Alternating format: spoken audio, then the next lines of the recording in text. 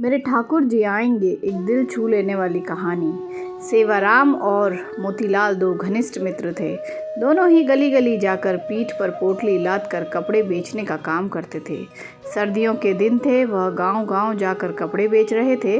तभी एक झोपड़ी के बाहर एक बुढ़िया जो कि ठंड से कांप रही थी, तो सेवाराम ने अपनी पोटली से एक कंबल निकाल कर उस माई को दिया और कहा, माई तुम ठंड से कांप रही हो, यह कंबल ओढ़ लो। बूढ़ी माई कंबल लेकर बहुत खुश हुई और जल्दी जल्दी से उसने कंबल से अपने आप को ढक लिया और सेवाराम को खूब सारा आशीर्वाद दिया। तभी उसने सेवाराम को कहा, मेरे पास पैसे तो नहीं हैं, लेकिन रुको, मैं तुम्हें कुछ देती हूँ। वह अपनी झोपड़ी के अंदर गई। तभी उसके हाथ में एक बहुत ही सुंदर छोटी सी ठाकुर जी की प्रतिमा थी। वह सेवाराम को देते हुए बोली कि मेरे पास देने के लिए पैसे तो नहीं हैं, लेकिन यह ठाकुर जी हैं। इनको तुम अपनी दुकान पर लगाकर खूब सेवा करना और देखना तुम्हारी कितनी तरक्की होती है। यह मेरा आशीर्वाद है। मोतीराम बुढ़िया के पास आकर बोला, अरे ओ माता जी, क्यों बहाने बना रही हो? अगर पैसे नहीं हैं तो कोई बात नहीं, लेकिन हमें झूठी तसल्ली मत दो। हमारे पास तो कोई दुकान नहीं है, हम इसको कहाँ लगाएंगे? इनको तुम अपने पास ही रखो।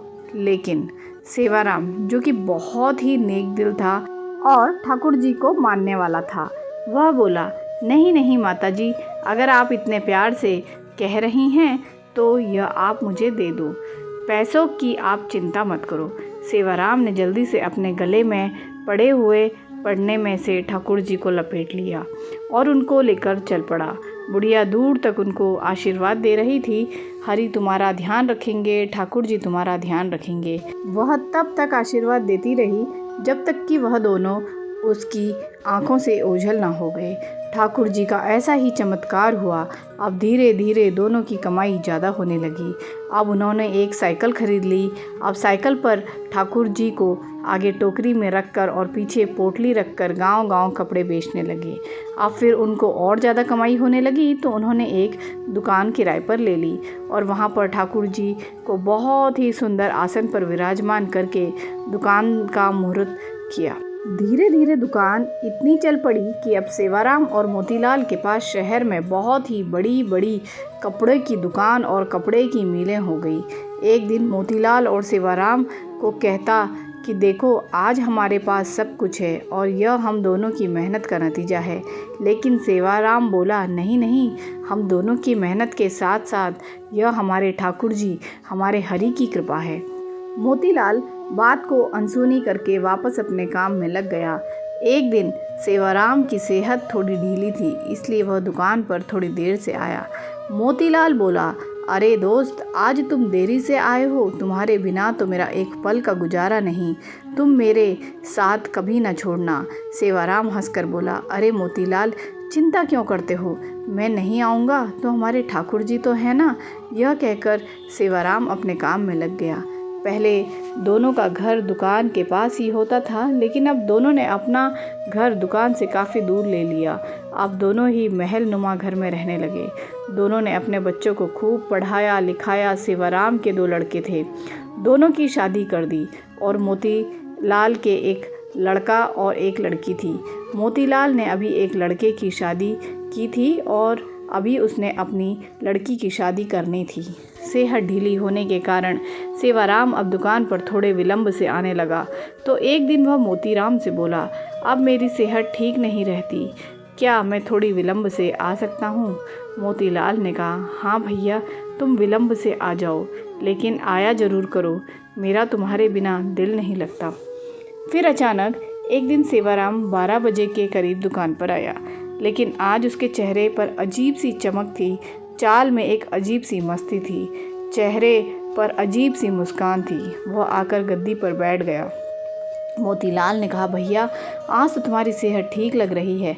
सेवाराम ने कहा, भैया, ठीक तो नहीं हूँ, लेकिन आज से मैं बस केवल 12 बजे आया करूँगा और 5 बजे चला जाया करूँगा।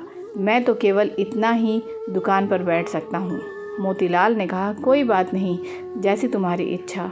अब तो सेवाराम रोज़ 12 बजे आता और 5 बजे चला जाता, लेकिन उसकी शक्ल देखकर ऐसा नहीं लगता था कि वह कभी बीमार भी है। लेकिन मोतीलाल को अपने दोस्त पर पूरा विश्वास था कि वह झूठ नहीं बोल सकता और मेहनत करने से वह कभी पीछे नहीं हट सकता। एक दिन मोतीलाल की बेटी की शादी तय हुई तो वह शादी का निमंत्रण देने के लिए सेवाराम के घर गया। घर जाकर उसको उसके बेटे, बहू, सेवाराम की पत्नी सब नज़र आ रहे थे, लेकिन सेवाराम नज़र नहीं आ रहा था। उसने सेवाराम की पत्नी से कहा, भाभी जी, सेवाराम कहीं नज़र नहीं आ रहा। उसकी पत्नी एकदम से हैरान होती हुई बोली, यह आप क्या कह रहे हैं? तभी वहाँ उसके बेटे भी आ गए और कहने लगे, काका जी, आप कैसी बातें कर रहे हो? हमारे साथ कैसा मजाक कर रहे हो? मोतीलाल बोला कि मैंने ऐसा क्या पूछ लिया? मैं तो अपने प्रिय दोस्त के बारे में पूछ रहा हूँ। क्या उसकी तबीयत आज भी ठीक नहीं है? क्या वह अंदर आराम कर रहा है? मैं खुद अंदर जाकर उसको मिलाता हूँ। मोतीलाल उसके कमरे में चला गया, लेकिन सेवाराम उसको वहाँ भी नज़र नहीं आया। तभी अचानक उसकी नज़र उसके कमरे में सेवाराम की तस्वीर पर पड़ी। वह एकदम से हैरान होकर सेवाराम की पत्नी की तरफ देखता हुआ बोला, अरे भाभी जी, यह क्या, आपने सेवाराम की तस्वीर पर हार क्यों चढ़ाया हुआ है? सेवाराम की पत्नी आंखों में आंसू भरकर बोली, मुझे आपसे ऐसी उम्मीद नहीं थी भैया कि आप ऐसा मजाक करेंगे। मोतीलाल को कुछ समझ में नहीं आ रहा था। तभी सेवाराम का बेटा बोला, क्या आपको पता नहीं कि पिताजी को गुजरे तो 6 महीने हो चुके हैं? मोतीलाल को तो ऐसा लगा कि जैसे उसके सिर पर बिजली गिर पड़ी हो। वह एकदम से थोड़ा लड़खड़ाता हुआ पीछे की तरफ हटा और बोला, ऐसा कैसे हो सकता है? वह तो हर रोज़ दुकान पर आते हैं। बीमार होने के कारण थोड़ा विलंब से आता है। वह 12 बजे आता है और 5 बजे चला जाता है। उसकी पत्नी बोली, ऐसा कैसे हो सकता है कि आपको पता ना हो? आप ही तो हर महीने उनके हिस्से का मुनाफे के पैसे हमारे घर देने आते हो। 6 महीने से तो आप हमें दुगना मुनाफा देकर जा रहे हो। मोतीलाल तो अब सर चकरा गया। उसने कहा, मैं तो कभी नहीं आया, 6 महीने हो गए, यह क्या मामला है? तभी उसको सेवाराम की कही बात याद आई कि मैं नहीं रहूँगा तो मेरे हरी ठाकुर जी हैं ना, मेरे ठाकुर जी हैं ना, वह आएंगे। मोतीलाल को जब यह बातें याद आई तो वह ज़ोर ज़ोर से रोने लगा और कहने लगा, हे ठाकुर जी, हे हरि, आप अपने भक्तों के शब्दों का कितना मान रखते हो, जो कि अपने विश्राम के समय मंदिर के पट 12 बजे बंद होते हैं और 5 बजे खुलते हैं, और आप अपने भक्तों के शब्दों का मान रखने के लिए ही मेरे हरि आएंगे, मेरे ठाकुर जी आएंगे। तो आप अपने आराम के समय मेरी दुकान पर आकर अपने भक्तों का काम करते थे। इतना कहकर वह फूट फूट कर रोने लगा और कहने लगा, ठाकुर जी, आपकी लीला अपरंपार है। मैं ही सारी ज़िंदगी नोट गिनने में लगा रहा। असली भक्त तो सेवाराम था, जो आपका प्रिय था।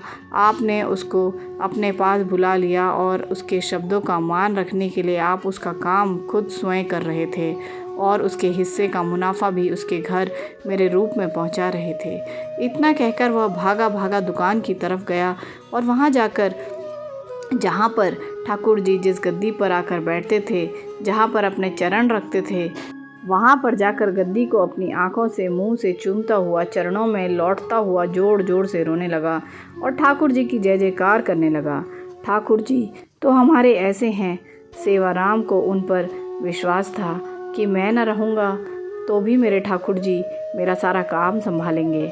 विश्वास से तो बेड़ा पार है, इसलिए हमें हर काम उस पर विश्वास रखकर अपनी डोरी उस पर छोड़ देनी चाहिए। जिनको उन पर पूर्ण विश्वास है वह उनकी डोरी कभी नहीं अपने हाथ से छूटने देते। तो दोस्तों, अगर आपको ये कहानी मेरी पसंद आई है तो मेरे चैनल को सब्सक्राइब ज़रूर करें और साथ में मेरे वीडियो को लाइक करें और कमेंट में जय श्री कृष्ण ज़रूर लिखें। भगवान श्री कृष्ण आप सभी की रक्षा करें। तो दोस्तों, मिलते हैं अपनी अगली वीडियो में एक खूबसूरत सी दिल को छू लेने वाली कहानी के साथ। तब तक के लिए बाय बाय और टेक केयर दोस्तों।